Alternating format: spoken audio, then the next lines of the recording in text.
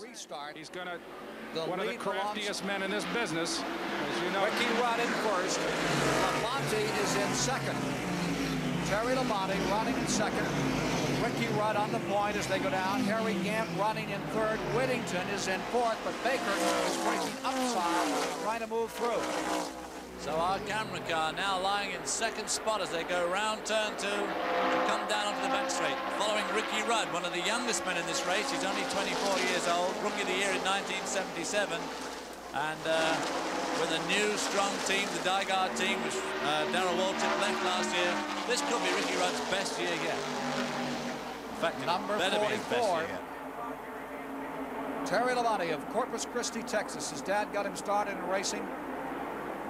Let's go to Brock Yates. Ken, I'm with Junior Johnson. He can talk now. Junior, have you got your problems sorted out now? Well, we got just a little bit of oil leak somewhere or another that's dropping on the exhaust pipe. Smoking a little bit, but it ain't leaking out underneath the car, so it's just a seep somewhere or another. We don't think it's no major problem with it. Okay, thank you. Believe it or not, Ken, it's so loud down here, I couldn't hear a word he said, but I presume you know what he's talking about. Back to you. They think they can get along with the problem. But right now, problems for Ricky Rudd as Terry Labonte in car number 44 moves in on his rear bumper. And back into third spot goes car number 28. This is going to give us some sort of clue as to just how fast Bobby Allison's car really is, because he was back in sixth and he's already up to third, and it just depends how quick he can cover that gap. Cale Yarborough way in the back of that flock as they come around to complete the 27th lap. Yarborough is running about 13th in that field. He'll have some going to do, the 1968-77 champion. And there you get a feeling for the tremendous speed these 3,700-pound racing cars are dealing with. Back they go in the back straightaway. Terry Labonte drafting right behind Ricky Rudd as they go into turn 3. You haven't... Earlier, we talked to Cale Yarborough in 27, as he has his work cut out for him, starting back in 29th position. Prior to the start of today's race, he talked about the frustration so far back. I feel like I should be there, but I can't get there. You know, I say again, maybe things will work better during the race, but it's kind of disappointing to have to sit back. You don't like to sit there, you like to be up front, and of course, if things work good, that's where we'll go if at all possible. Well, there you see number 27 going down out of the back second turn into the back straightaway. He is running in 12th position and attacking Benny Parsons for the 11th. Meanwhile, in front, there goes Bobby Allison down beneath Terry Labonte. He pulls up on 88 and takes a shot at him. Bobby Allison going back for the front position another time. Well, that must be pretty... Checking him as they go down the back straightaway.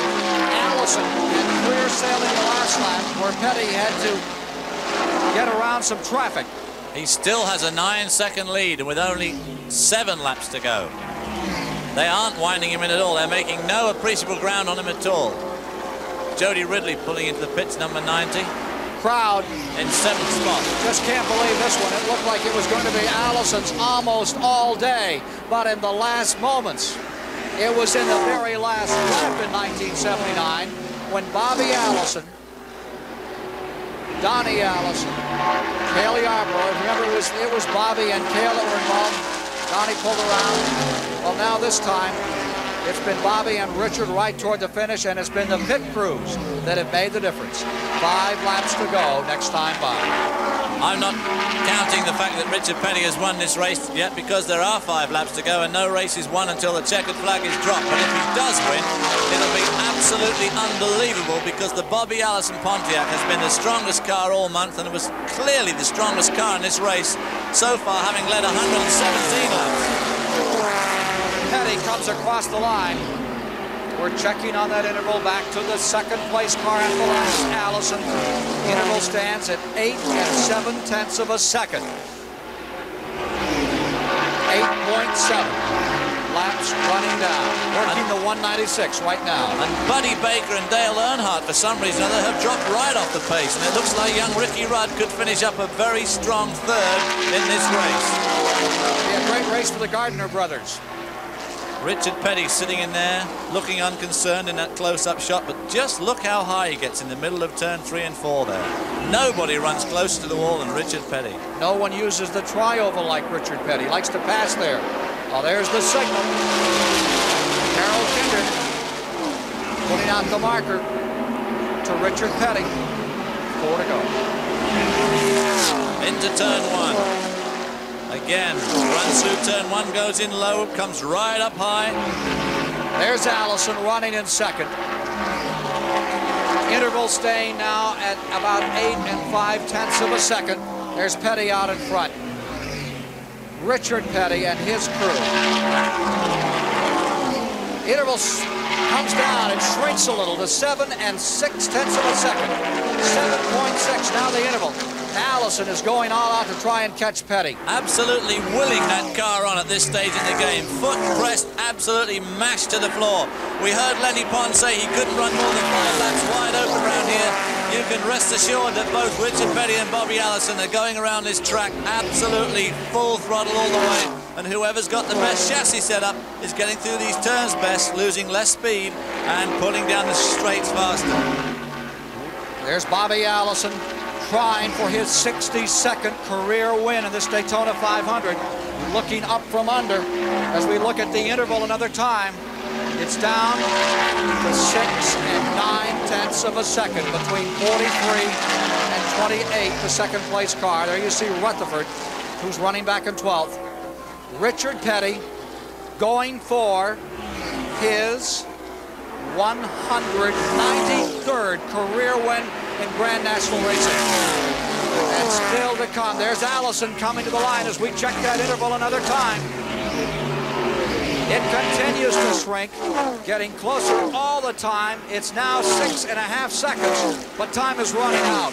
A brilliant maneuver by Dale Inman and Maurice Petty may have given their cousin and brother, respectively, this Daytona 500. Well, a lot of it depends on the driver, too. Richard must have said to them, don't change the right side tires. He must have told them not to change them. He was happy with the way it was set up, and that's what he told them to do, and they didn't, and they did a 6.8-second pit stop, and that's what's given him this race. It looks like he's going to win by about 6.5 seconds.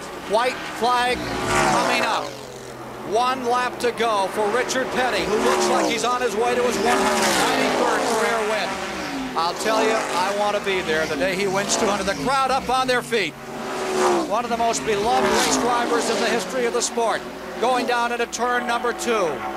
You are watching an incredible moment in the history of motorsport. Here is a man winning the most difficult, the most prestigious stock car race there is. For the 7th time, Bobby Allison.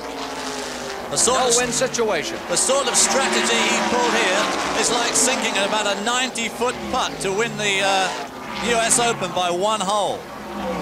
Out of turn number 4, Richard Petty holding on to that lead like a hammerhead shark. Here he comes, coming down, seeking out. And is he slowing down? Is he running out of fuel? He's coming across the line slowly, but he takes the checkered flag. And a car is in the wall. Stan Barrett has crashed just at the finish. Number 22, Barrett, has walled his automobile. Richard Petty has won it. Right at the finish, Stan Barrett has crashed car number 22. He's all the way up against the wall in turn number 4, coming right down by our camera, holding it up there on the wall. He was running in 10th position.